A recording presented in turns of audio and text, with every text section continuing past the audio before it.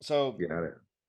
yeah, we can kick it off by what any of the other beers you've been trying? There's non-alcoholic ones, just the haze and uh, Uh, is yeah. there is All there right. any? Is that the only one? And the Heineken zeros, they're good. No, I mean, so I think it was probably this time last year, October. All right, so sober October. Hi, I'm Reyshan Parker, by the way. Nice to meet you you, Chris. That's it. Um, do and sober October I was, too? yeah, Oh, and vegetarian and sober October for, oh, yeah. and So also just really failing the sugar thing because I've cheated several times on the Snickers. I don't know. I like chocolate, gotcha. but Yeah, I didn't mean to cut you but off as there, far but as yeah. far as these as far as the like non-alcoholic beers are concerned, like it's hard to find a good one because you remember back in the day, like the very first non-alcoholic beer, O'Doul's, Yep. right? Yeah. Yeah. And it was fucking disgusting. And it to this day remains undrinkable, but yet they're still trying to sell it somehow. I was gonna say I don't even see those anymore. I didn't even think people were actually drinking those. I thought they just got rid of them, especially since Heineken and like you just said, Budweiser just seemed to step in and start making non-alcoholic ones. Well, I think when they saw Heineken sales on zero, they were like, "Oh, there is a market for that," because everyone was just waiting for a good one. It True. wasn't that we didn't like want to drink the non-alcohol; it was just that they sucked. Like, it wasn't quenching. It didn't replicate the beer. It always had this shitty aftertaste, right? It was just like, nah, there's something wrong with this. And that's the same way with like synthetic meat, right? Like, we're not synthetic meat, but the with plant-based meat is that it still has this weird aftertaste that is not beefy. And I bet they're going to keep working on it until it actually becomes beefy, right? Well, what's that weird aftertaste? I mean, is it just where, however It's they're just making it? I mean, I don't fucking know. It's just not right. okay, I didn't know if you knew the science to it, man. I mean, I thought you might know. I asked. Funny story. I asked a couple of different like Mexican. This guy Mexicans. I got this guy and this girl of Mexican heritage, and how to make tacos. So they talk about their grandma's tacos. I'm like, cool. Can you tell me how to make the tacos? And they're like, no, we have no idea. Tacos. I'm like, damn it. So I'm still searching for somebody who can tell me how to make actual like tortillas. So, Like, yeah. so when, yeah, all right. So you've always been a foodie, is that right? When did you start noticing you were a foodie? Uh, hmm. I mean, Well, before we wait, hold on. so my mother, my mother, Before we my talk mother about that, you made have your own. 70s style food. We should say everyone, you have your own show on Amazon, Beyond the Check, and yeah, I I guess we should. do. Yeah, we should throw I can that out pitch it. there. But go, yeah, yeah, we can pitch that here in a minute. But let's get to the foodie part. So when did you start noticing and get inspired by all the foods and want to go create your own show? You can lead it in like that. That's a be a nice segue. All right, I guess segue. So it's a funny story because I had graduated from college with my master's degree in film and television, and a few of my friends were going to LA, and I have zero desire to go to LA. And we were producing a feature film that I wrote called Noir, The Good Girl, the Detective, and the Femme Fatale. It's also a book. Um, and long story short, I had turned down this professor who also may or may not be the producer of like such things as Fried Green Tomato and other things. But so I stayed in Savannah and I started this company after that all fell apart. And my producing partner decided that he wanted to run a bar instead of like we already spent so much money to make like this movie made. And like we had Burt Reynolds that was going to be in the movie. This is like when Burt was still alive. So this was a while ago. It was like 8 years ago or something. And he just got fully sidetracked, and I couldn't figure out how to like go make this $3.5 million movie that he wanted to spend when I'd been offered to make it for 300,000 by somebody who actually knew how to make movies. Anyway,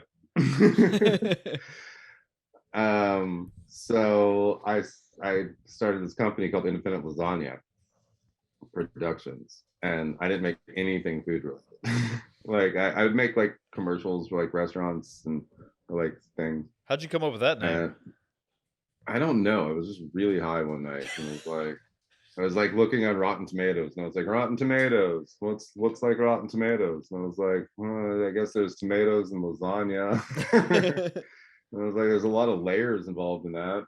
And I was like, independent lasagna. Fucking Garfield would love it. Yes, it works. Yeah, so that happened. And then I decided so in order to get my name out there, I needed to do something. So I had two things that I was going to do. One was just a YouTube show called "Fuck You, I'm Drunk," where I just got drunk every night with a friend and made phone calls to people, Like which I prank calls? never aired. Yeah, or just like called our moms, right? Oh, Like, okay. well, mom, well, like, whatever. But I never have aired a single episode of any of that because that's not to be aired. Okay. Or I decided to make a video tutorial on how to make a feature film for no money. And so I called it the Independent Lasagna's Guide to the Micro Budget Feature Film. I made this like interactive, like, because everyone's on Kindles and shit, right? So it's just links to YouTube videos and links to like articles or like just all embedded inside like the like whatever ebook. So you could click through it and like learn stuff. I don't think anybody ever used it. But I put it together. It's so outdated now. Probably half those YouTube videos are like ancient. And so I made a feature film called Odie, based on the Odyssey by Homer, stoner comedy that all takes place in an apartment building with all my friends that I paid for. Like them to come stay. So we had graduated, we all went to grad school together. So I paid for them all to come on like a filmcation. And I'm like, we're just gonna make this movie. I got this guy to write the script, and it's okay, we're gonna fix it. And so we fixed the script, and I just paid for them all to get here, and we hung out for a week and fed them, and we shot a movie. Nice. Had nothing to do with food. I mean, there was some food in the movie. They ate some like weird cupcake things or something. But Boy, you made a spoof of a Homer's Odyssey or yeah, comedy? it's great. You should definitely go watch it. Where's it at? Where can people find that? It's on Amazon and Tubi. You got to pay for it on Amazon. That's free on Tubi. Okay. Yeah. Odie, based on the Odyssey by Homer. Okay. A ridiculous stoner comedy. It's like watching a car crash. If you make it to the halfway point, you're finishing the whole movie. There's no way you can. Okay. Wait. It's heartwarming. It's a heartwarming tale. Did you say you wrote it and directed it? I had it written and then we rewrote it. Okay. To the extent so that it was actually shootable. But I directed it and produced it, and yeah, it's out there. It's all right. It gets better every time I watch it. Actually, I always think like, oh god, and I'm like, actually, it's actually pretty good. Still holds up, huh? Fucking weird, man, but it's good. It'll be a cult classic one day as soon as enough people actually care to watch it. And so anyway, I wanted to do something positive, right? Like to like help, to like what I knew that somehow I needed to do something good with what the skills that I have, right? Yeah. And so what can I do? And so I decided to make a show called Media Matters, where I would go find a restaurant that was like a really positive restaurant doing good things in the community or whatever. And maybe they just like weren't good at marketing or web design or any of that stuff. So we'd go and we'd find out about them. And one was a pilot with this vegan restaurant, but the other one, episode 2, there was only 2. Beet Tens, this girl who invented this non-chemical beet juice stuff, right, for tanning, self-tanning. Yeah. Right, and it's amazing. Girls love it. Like she has a franchise now. Like it's fucking bonkers. Good for her. But we redid her website and an amazing new website and made little commercials and of course like the show. But that shit was a pain in the ass. Like to have all, and it's not cheap. Just redesign really nice websites, right? And so, I don't know. We just got burnt out, and so we got like halfway through the other episode, which each episode would take like 6 months to like do all the stuff that was required to like really like bump up these people's online presence. Yeah. And so I was like, okay, I need something easier. So finally, I come to the realization that I should probably hang out in restaurants. My sister has a restaurant. I'll shoot a pilot at my sister's restaurant in Ohio, and Beyond the Check was born. And yeah, and I was like, oh, so then COVID happened, right? Like we Oh, shot the last episode of the first season on March 8th, 2020. so that was like right when it started getting Uh-huh. getting real. And so the next week everything was shut down. Yeah. And so I just started making food videos at home because I'm editing and finishing the first season. Now I have tons of time to do that. So I had a fantastic quarantine. I don't know how yours was. How was your quarantine, Chris? Mine mine was. I mean, it was really quarantine. I felt like because I was still able to go to the gym, and I only worked from home maybe a month, maybe 2 months, and I actually brought my group back to work. So, I see it s- handled technical things to keep yeah. the So it online really, students running, huh? yeah. So it really wasn't an actual quarantine. I mean, besides just I had shorter days and maybe just less things to do. So, um, yeah. But I'm I sorry, buddy. Yeah, man. But I was still able to like my thing. I was still able to go to the gym. I was still able to go to get food or whatever at the grocery store, and but it was just more that okay on Friday night or Saturday night, like what do we do? Like we can't go out, so I guess we'll just want to stay in and watch some TV or hang out. So that was the only Oh, thing that was different. Just puzzles, lots of puzzles. yeah, I didn't know what to do. Built a lot of Legos. Is that when you started a podcast? No, well, basically, yeah. So like towards the end of quarantine is when I had the thought of doing a podcast, but I never got the cojones to actually do it until this last December. So last December of 2020. Nice. Yeah. Congratulations, eh? So yeah, I was like, man, I got to do something. I got to put my energy towards something else besides video games and listen to other I did it. podcasts. I did it supplementary, right? Like just to add. I did it during quarantine. Like I was like, I started because I had just shot the show, so I was like, oh, I'll do a podcast thing. And I'll talk to the owners from the season and like promote it that way. And then I also put it on Facebook and just ended up talking to strangers, right? Like from Mm-hmm. around the world. Mm-hmm. And I only did a few of them before. Um, I think I just got tired of it. Right. The first time, like the first attempt at it was like quarantine podcast. You can see them all. I talked to some people. So so Um, so what's the but I didn't have yeah. so what's the basis of Beyond the Check? I mean, what do you just go and actually just try out foods from restaurants like a typical? It's Uh, like it's like diners, drive-ins, and dives meets chef's table. okay. So I find people who are doing the right. Like I wanted it to be the opposite of like kitchen nightmares, right? So instead of finding the ones that just completely fucked it all up, I wanted to find the ones that were like nailed it and like they're the locals all love them. Most of the guests are locals, and no matter what happens, they're they have a checklist of things that they all have in common, right? Like they all have fantastic websites. Weirdly enough, they all are all seasonal menus for the most part, right? Yeah. Or very just locally sourced. The employees all actually like to come to work, and they don't want to have to go work anywhere else, Yeah. right? Like, and so I don't know how that happens or how I find them per se to all happen to be that way. I think it's the websites, right? Like, so I'll Google or I'll TripAdvisor. I don't look for farm to table, or I'll look for just like local favorites and blah, blah, blah, blogs and shit, and then go to the websites. And it turns out that the story on the website, if there's a chef owner and it's a good restaurant, they'll always have an about the chef, right? Or at least this is family run, about the families, right? Yeah. And it makes it really easy sometimes when thanks guys for showing off your what you're offering. Seriously. What do And then you I go hang out with them, find out about their lives, the history of the restaurant, and of course cook up and try some of the best dishes they have to offer. you cook with them, or you just sit there and Yeah, eat? yeah. No, I cook with them. Oh, so you could say you're a chef too, Mm-mm. culinary arts? No. I am not a chef. Oh, okay. Which you can follow a recipe I or what? do I do appreciate that question. I cook at home. I'm a home chef. Does that Okay, count? yeah. I mean, I can follow recipes, but I wouldn't say that's about all I got. I look up something on the internet and I can follow it, but I always think it's pretty Mm. good.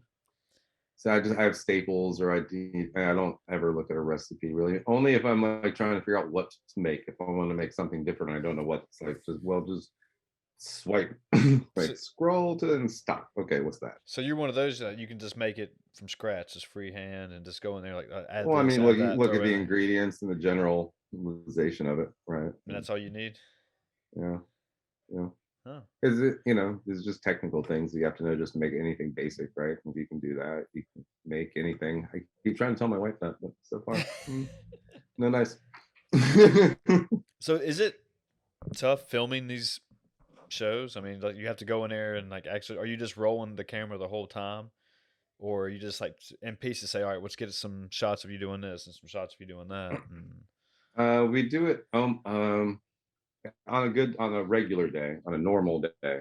Um, there are a lot of casual fine dining restaurants, and so they're either closed on Mondays and Tuesdays, or closed on Mondays, or don't open until 4 or 5 at night, right? So on a normal day, we'll show up in like late morning, right, and hang out, and we'll like interviews and do interviews and find out about them, and then we'll go into the kitchen and we'll have them cook up like every dish that we're going to try.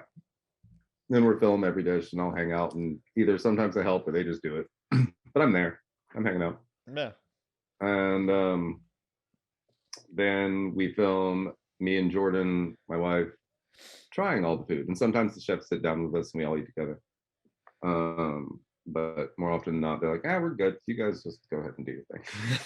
All right then. And the food's always cold by the time we eat it, but we still pretend very well when it's hot. nice, nice. So the food gets filmed before it gets eaten, so it has to do its thing. It has other obligations before it reaches our mouth. I Gotcha. guess that's what I'm getting at. Well, what are your thoughts on, with COVID actually, where they were shutting down? When I say they, I guess governors and politicians are actually shutting down restaurants and saying, no, you cannot be open. And then actually telling them that, hey, you have to maintain standards to build, patios outside and, whatever, just to have people then actually say, nah, actually, we're not going to allow you to I have mean, it's people so serving. across the board depending on where you're at, right? So, like in Georgia, it was just a free for all. Like, whatever, we're open. Yeah, they did half capacity, right? Yeah. And people were more likely to sit outside, so everyone made an outside place, right? But for the most part, all the restaurants in Georgia survived because they were able to come back that quickly at that capacity, and their employees were able to make money or completely just double dip the entire system, right? Because they're not making as much as they normally would because Right. they're at half capacity, so they still receive unemployment, and they're at work too, so they're doing both. So on the same end of that, they're now exposed at work, right? Like, but we also we survived. We survived. Yeah. Um, Well, it seems like and LA, those they got restaurants hit survived, pretty but hard. like LA, yeah, New York, they're Yeah. They got, fucked. they got Just shit fucked. They're on. gone. Yeah. They ain't coming back. Yeah. I mean, they just, Yeah, yeah, they lost everything almost. yeah. I just watched David Chang's David Chang David Chang's documentary series on Netflix last night, and that was part of an overlying theme throughout the whole thing was just that the New York, they're gone, man. They're just not coming back. Like it'll never be what it once was. But it's also I think he also talked about it's also just a change, right? And so now out of the dust and the ashes comes the flowers, right? So No. the idea of what the smaller mid-level restaurants are is a completely different landscape, and because it was flooded, I hear like it's kind of like the housing market bubble. It was just a fuck ton of restaurants packed into New York. I mean, there's so many restaurants in New York City. Yeah. Not anymore. But Well, it's yeah, probably the same way with LA because it seems like everyone's getting the hell out of those two cities, and now they're like, Elon Musk said Austin's gonna be the new boom town of this century, Austin, yeah, Texas. right. So to finish off that your question, going for like season 2 because of COVID, right? So I'd done mostly Georgia and South Carolina in season 1, but like going out to anywhere else really just was sort of out of the question. So we just stayed in the area and did more Georgia and South Carolina restaurants, which are awesome, all awesome. Season 2 is definitely a level up from season 1, guys. I, So like, if you want to start at season 2, that's fine, but then you'll just want to crave season 1. That's also fine. One's faster, one's more BuzzFeedy, and the other one's more chill, laid back, and like it's big in England. People in England really like that's good. Well, how did you find the restaurants? I mean, did you say that you were just walking up to it. people, Google. just Google? Well, okay, that's not 100% true. I do that now, Okay. but originally I did my sister's restaurant, shot the pilot, right? Yeah. Used the pilot to talk other restaurants into doing it with me, right? Like you would just show And them the not pilot even episode? precisely that. I went to a friend who knew he used to take me to this restaurant, Noble Fare, to hang out with Chef Pat, like years ago.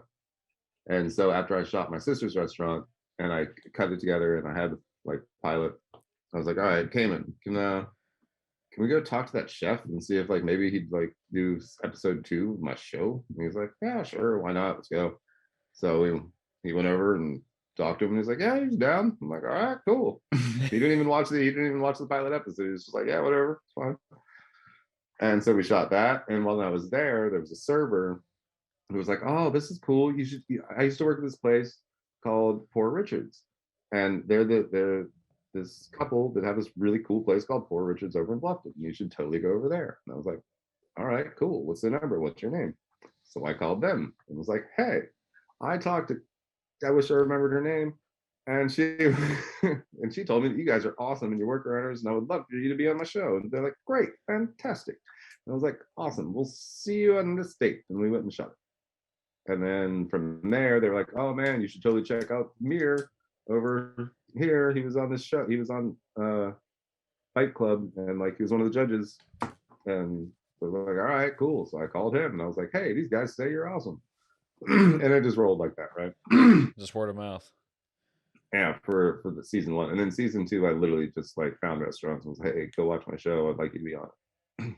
And for the most part, they're all like, okay, cool. Now, I have a good friend.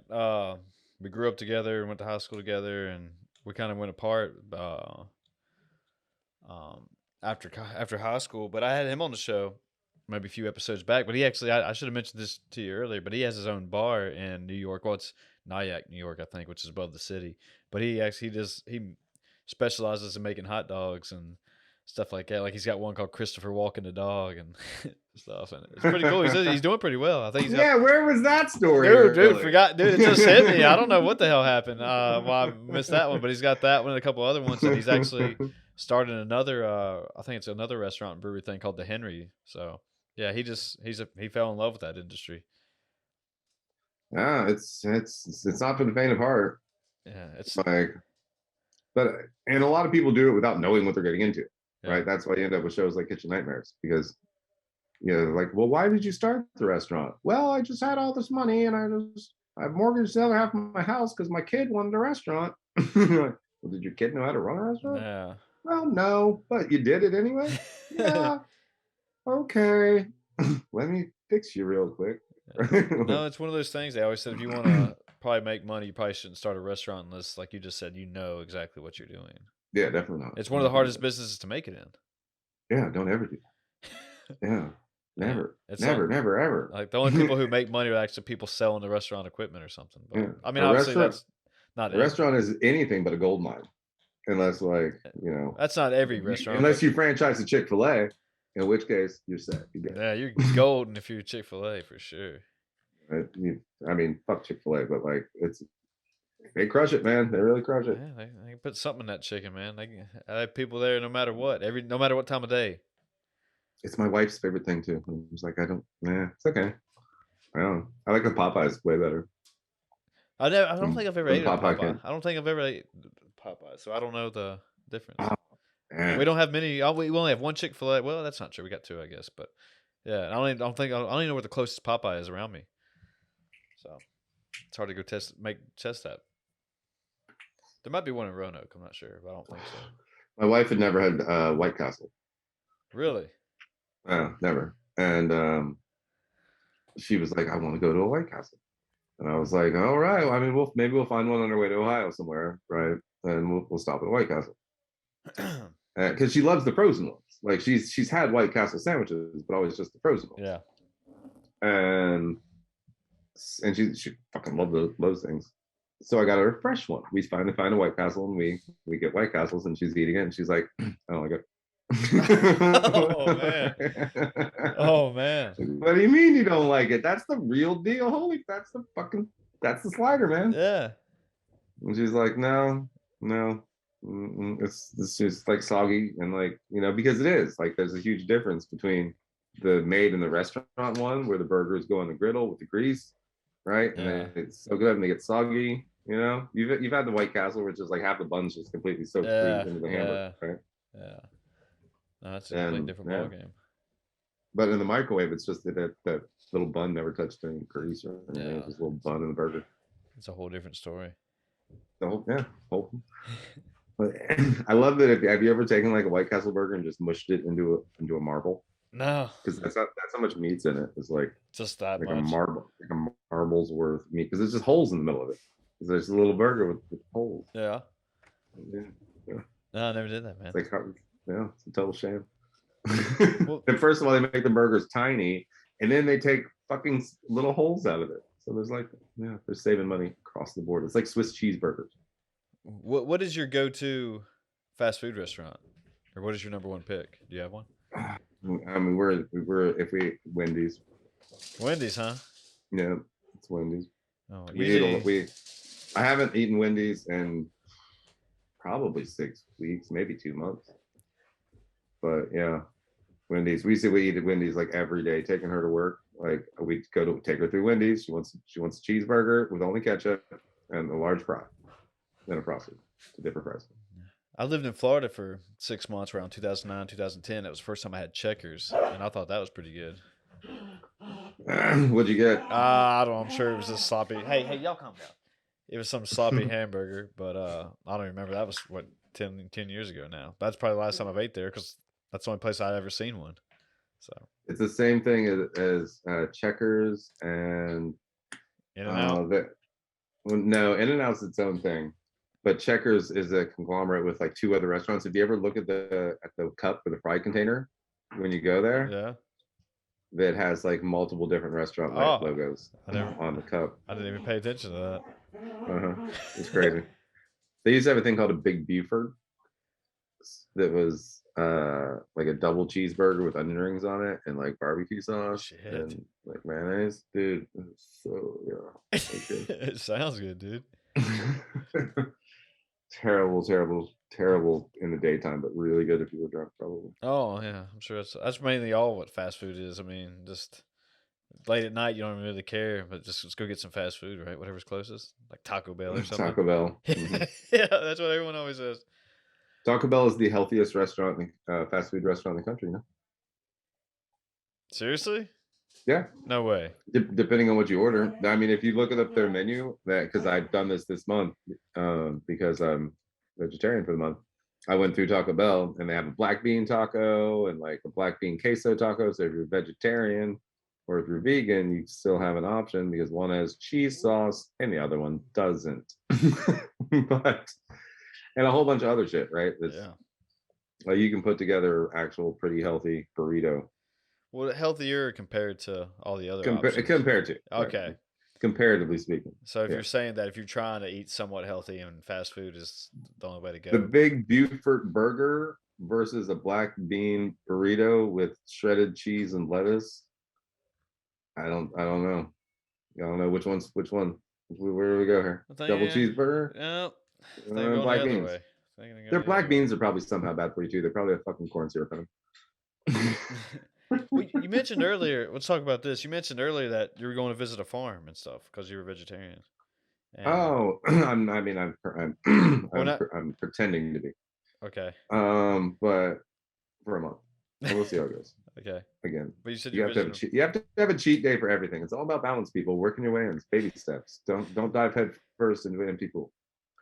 Yeah, so I'm going to a farm in Bryan, Texas, called Ronan Farms, and it's also Ronan Restaurant, where they do everything directly from their farm except for the seafood, because they all the animals, I mean, the vegetables, the animals, everything comes from the farm.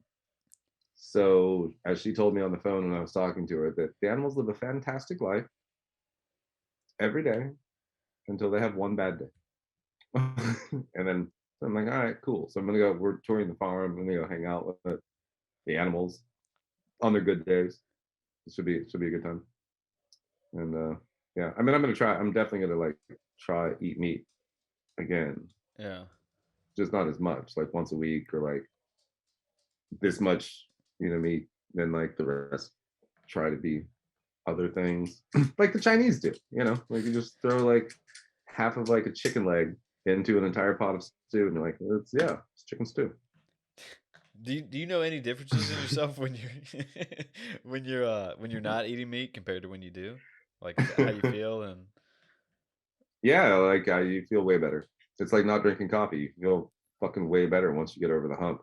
Not having sugar in your system, you feel way better once you get over the hump. Not smoking, not having nicotine, and just getting all the things that are just unnecessarily there. You know, I'll make you feel like a kid again. but is that the thing that when people say they want to do this type of stuff, quit caffeine or quit meat or quit nicotine, like they can't get over that hump, you think, and they just resort right back?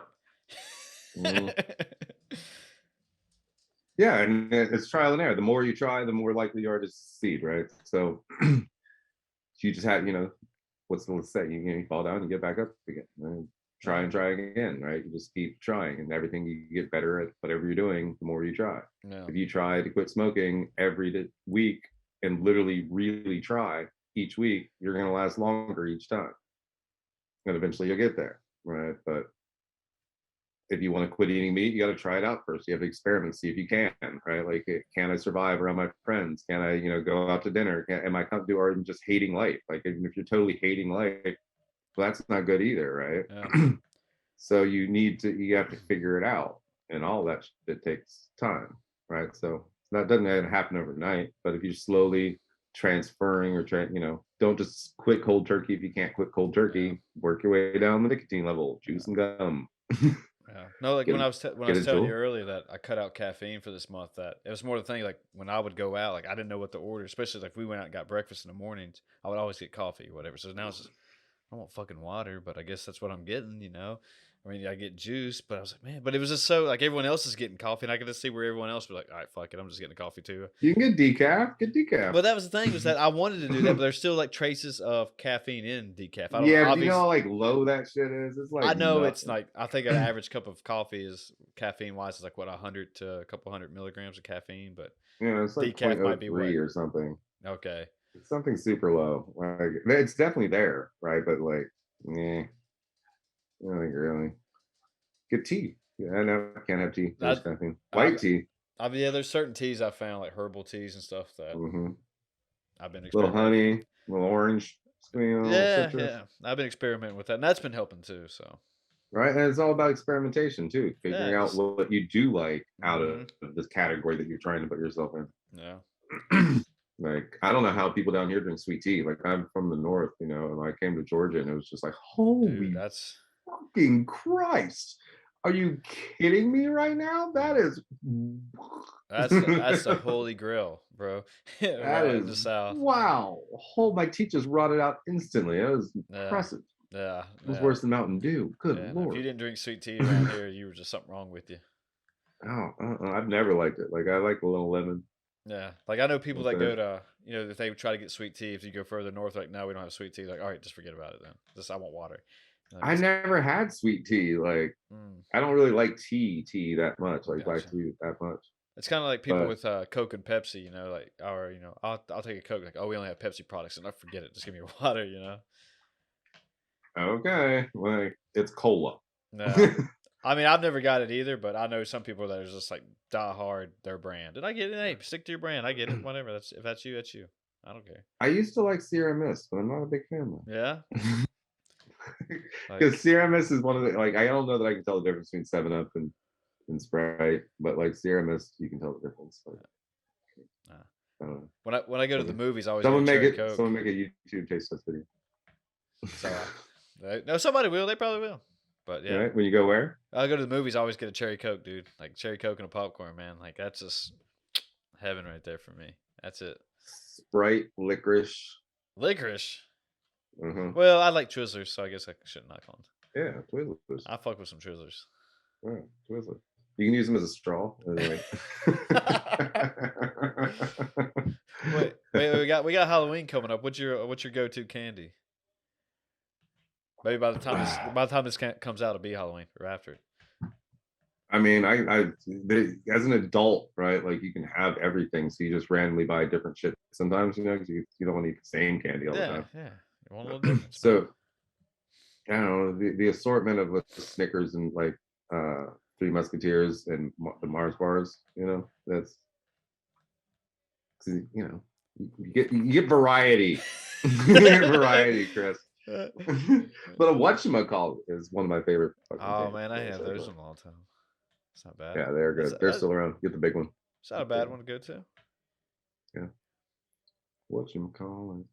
Well, I want to talk to you like we were talking about the TV show and stuff. So when you go into editing this thing, how long is the process? What do you do? How long does it take? I mean, I see you got Premiere. Is that Premiere Pro behind you on right there? Yeah, it Yeah, is. Yeah. yeah. Uh, it's a long time because it's literally like I edit the whole show. I had my buddy like he'll like look at it or be like, "Nah, you need to do that, change that. That's terrible." I have people look at it because you can't just look at something over and over again on your own You got to get a different because set you, of eyes you on you it. can't see it. No, you just can't see shit after a while. Which is why you should always put something away for a while and come back to it. Um, if you because you're like coming back with as a whole different person eventually. I get that. But yeah, so yeah, it takes a while, like 6 months, say. 6 months out of a whole season or one TV or Yeah, one so show. there's only 6 episodes per each season right now. Okay. We're shooting 8 in Texas, but yeah, about a month apiece. I'd say, yeah, about a month apiece. Yeah. Roundabouts there. Well, how did you go out pitching your show? Did Amazon just decide to pick it up, or how did you go to Uh, other, or how does it work? I go through it. You can submit stuff straight to Amazon. Oh, I didn't know that. It has to pass all their shit, right? And if you don't pass it, then you get screwed, and they don't let you resubmit anything. So like I go through a distributor who then they QC all my stuff to make sure that it's set for all platforms and yell at me if I do something wrong and tell me to make a new graphic or something like that. Okay. Or your frame rate's just slightly off, or your 4K, your millibytes per second is not fast enough for 4K streaming. We need you to send us another one. Okay, all right. So they go into Right. serious detail about it. Damn, I didn't know it was like that. Yeah, you have to have like broadcast specific bullshit. Which is why everybody doesn't do it. But you can. And so then they distribute. So that's why it's on like Tubi TV. So Fox's streaming service picked it up. Tubi TV, free TV. It has commercials, but like there's so much shit on there. Like everything is on there, including my show, The On the Check Worker, in addition now streaming on Tubi TV. It's free TV. They should give me $1 every time I say that. They do not, but whatever. You just still go with it. Maybe one day they will, and then I can backlog it. Well, so you're doing all this editing. You got Beyond the Check. Are you doing any other new shows? Any other things you're going to venture out on?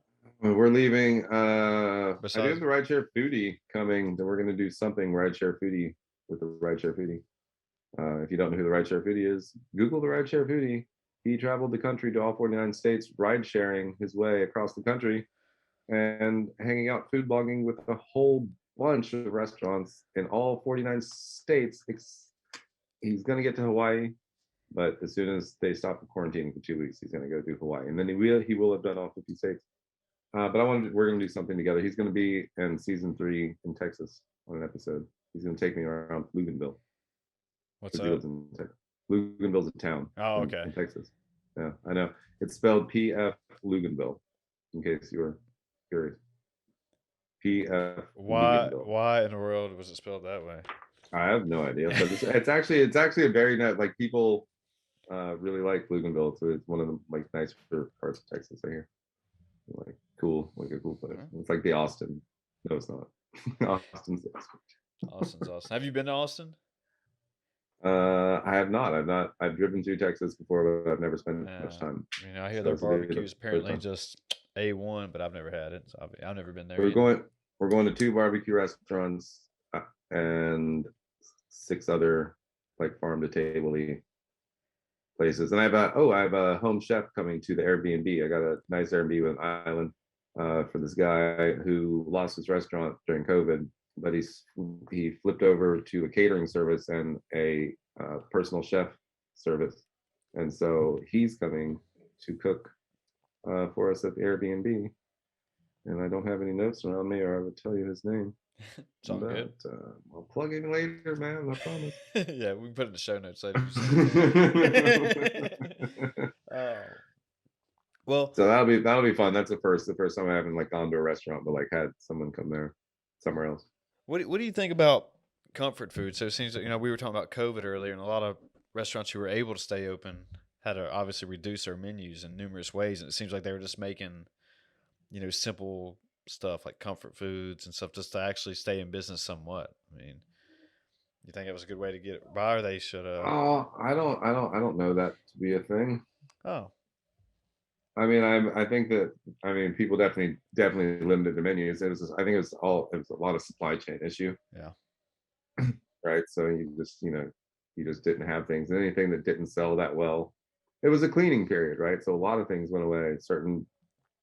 Certain fast food places that nobody has gone to in years disappeared, right? Like, and stuff that you had on the menu that you're too lazy to change the freaking menu, right? And then finally, like, okay, I guess we don't need that. We don't need that. But I think as long as they were available and made the flip, right? They got online, they had good websites, right? They had the ability to act in a proactive manner in a modern age, right? And for a lot of older people who own restaurants, if they didn't have somebody around savvy to that, they had to figure that out themselves. And that was probably a lot of restaurants in New York and Los Angeles that immigrant family restaurants, things that they just never had to have websites, and like, sure, they had delivery. I'm sure they had deliveries, right? Everybody delivers in New York, right? Well, you got Grubhub and DoorDash and everything else now. So yeah, I mean, But no, they had to figure it out, and they did. And some made it, and some didn't. is being a chef not exactly what you would think of, be just cooking all day, but you're actually cleaning a lot? No, I think it depends on where you're at in chefdom. I think. Okay. Right, like, so if it's your first restaurant, right? It's me and my wife opening a restaurant, first time having our own restaurant, right? You gotta You're gonna do a lot. You're gonna do everything, because you don't have the capital unless like you have the capital, right? But if it's a venture, if it's your own venture, then you mortgage your house for it, right? Then you're gonna bust your ass doing everything that needs to be done. And sometimes you don't have employees. You're washing the dishes, you're cooking, you're cleaning, you're going to bed at 1 a.m, and you're back there at 6 a.m. You're there all the time. You're putting a lot of hours in for sure.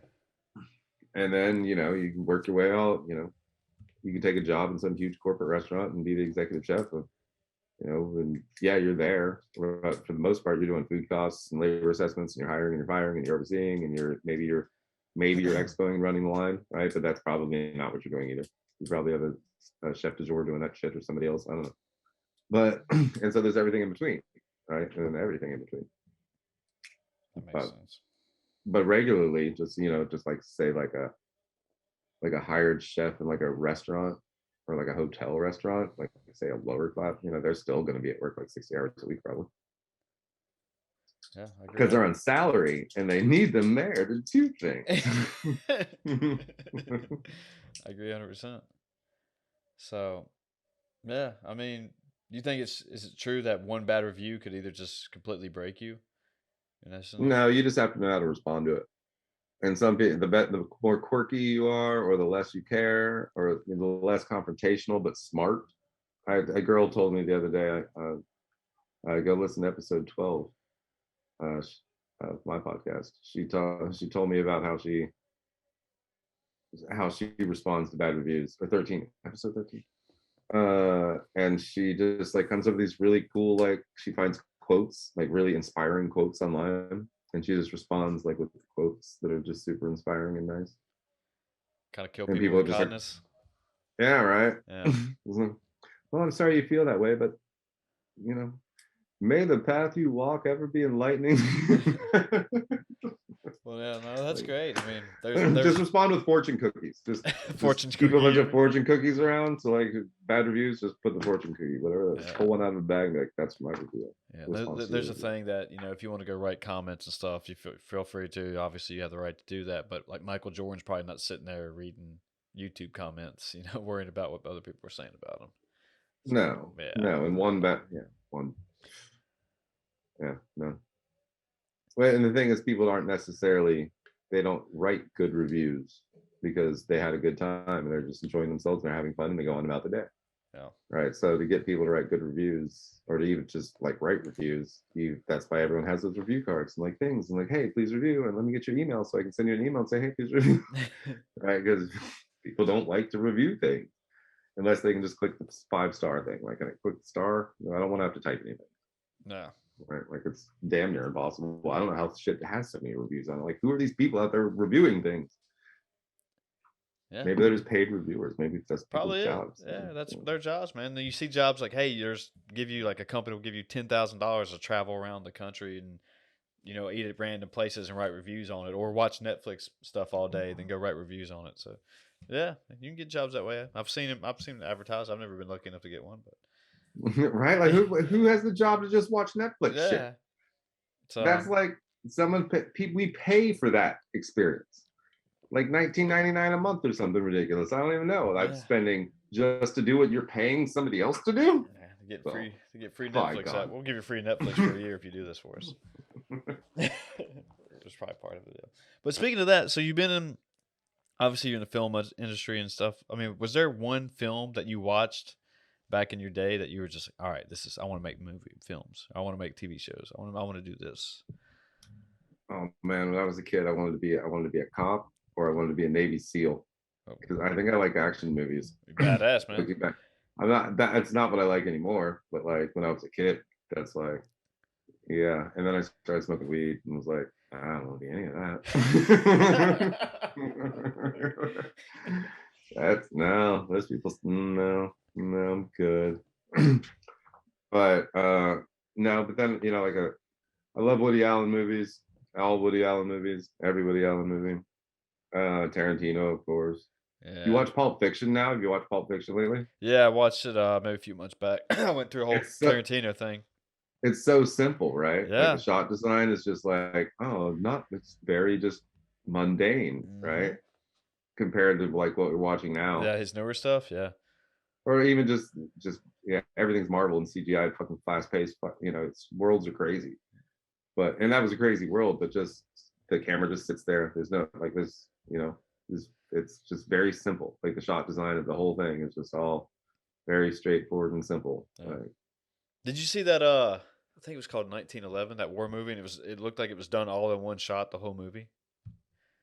I didn't watch it, but I know what you're talking about. Yeah, like I may be I butchering that, but watched it the was Bird movie, the one Michael Keaton one that was all one Birdman. shot. I watched that. Birdman. Yeah, Birdman. That was a different movie. It was very different. Yeah, like I went into it expecting it was a superhero movie of some sort, but no, it wasn't. we true crime the fuck out of shit. Like, you true crime at all? I try to not to, but just because it seems like that's the cultural narrative now that everything is true crime and murder Ah, mysteries, and so I'll just let other people fill me in I want on to it. make a spoof movie. I don't know if I even want to say this out loud. I want to make a spoof on the entire, like make a series, like a true Yeah, what seems to be yeah. real or maybe campy. I don't know. I haven't decided. I know what we're calling it. Then I know the plot to it, but I'm not. Oh, you don't have to say it I'm on here. no, I'm not. But it's gonna be. Um, Somebody else can go make another one though. Fucking spoof this shit. This is the time. If you can go make that move, that like whatever spoof of any true crime bullshit right now in 2 weeks, you would make a ton of money. do You you just gotta get that shit made now this year.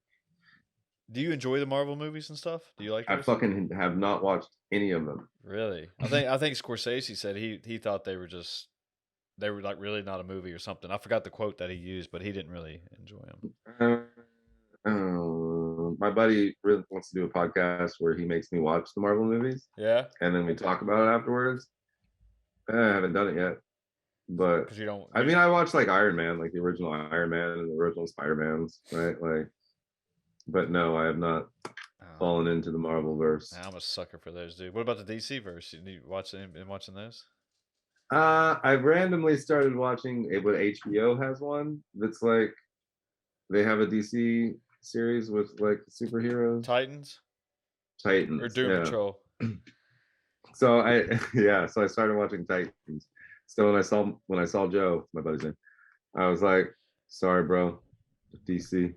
Nah. Well, I'm a DC guy. I mean, just I started watching DC. He's like, you're watching DC shit? You want to watch the Marvel? And I was like, I just needed something on in the background. I was like, Batman's probably my number one superhero for sure, favorite. So I'm always been a DC guy. But the Marvel movies are fun. They're good movies. I mean, they're just fun. I'm sure superhero they are. movies. They're sucking. I don't like movies anymore because it's just too damn predictable. I mean, I can predict shows too, but like movies are ultra predictable, so it's hard to find a good like movie, and they're rare. They're just like, oh, cool. A rare that's actually like pushed hard, you know. Anyway, well, what's the best movie you've watched recently then? In your opinion, I watch a lot of series. Okay, or a TV show, a ton of series, or whatever. The best thing you've watched. That damn chess movie or series was probably one of the best. Queen's Gambit. Queen's Gambit was badass for sure. Like, I don't know how they made chess just so damn riveting, but it was. It's the eye shots, the back and forth, from the eye to the table, the eyes to the table, the eyes to the table. Yeah. The music helps. Well, when you're shooting and stuff, I mean, do you actually think about like, oh, I want to get that type of shot, I want to do this type of shot, I want to. In the show? Yeah, or just in general, like the show's really just kind of fly by the seat of our pants because like usually I've never been to the restaurant. Like the DP's like, can I get pictures of like or like a floor plan? And I'm like, yeah, I'll see what I can do. But I don't know. I like just getting there and figuring it out. But do you feel you work better that way? Just kind of fly by the seat of your pants? Or? I just don't feel like it's necessary. Like you're gonna come up with a plan, you're gonna get there, and then you're gonna fucking change the plan anyway. So like, well, that makes sense. Why it's reality TV? You just like figure it out. I know what I want them to do. I'm like, so like, we'll get there, we'll look at it, we'll figure it out. I'll tell you what to do. Are the other people kind of hard to work with as far as the chefs and restaurant owners? Oh no, they're all fantastic. They're just excited to be there. Yeah, because they're all, like I said, they all check off these boxes, right? That are like, people love their jobs here. Yeah. Our food is fresh and delicious, and I'm actually a pretty good chef. Our website and social media is fantastic because why not? We're a professional business. That's what we do. It's usually clean. I don't know. I don't go in the walk-ins. It's not my job. Okay. That's Gordon Ramsay's job. I hang out and show off how awesome they are and how much local people love them. Nice. Well, yeah. You want to take this one home, man? We've almost done an hour on here, so. Oh, taking it home on that. Snapple, popples, crackles, and things. Sure. Hey, if you haven't ever heard of it, Beyond the Check Worker Owner Edition, a new travel food series streaming on Amazon Prime. Season 2 is free. You got to pay for season 1, or it's completely free on Tubi TV because it's Tubi TV. It's free TV. Someone give me $1. Let's give a man $1, man. Might take Bitcoin. Might take Bitcoin too. I would definitely take. I'll take a tenth of a Bitcoin, no problem. Yeah, my name is Reyshan Parker, Reyshan. If you just Google Reyshan, that's all you have to do. I'm literally the only one in the world. Fact. And you can find everything else. Fact, you're the only Reyshan in the world? It's spelled R-E-Y. Oh, if you spell it that way. Huh? You mean if you spell it that way? That's how my name is spelled, right? And I'm the only. Literally, Google that shit. Try to find another one. I dare you. Okay, challenge accepted, everyone. If anybody does find my another Reyshan Reyshan, please go ahead and find me on Facebook at Reyshan Parker, Instagram at Reyshan Parker, Beyond the Check _ on Instagram, Beyond the Check on Facebook, LinkedIn Reyshan Parker, LinkedIn Facebook, Beyond the Check. You know, there are just fucking too many. Google that shit. Ask Siri, ask Alexa, ask somebody. Just you got it. Yeah. Right? Life's too simple. Yeah, man. It's easy to find any information you want nowadays.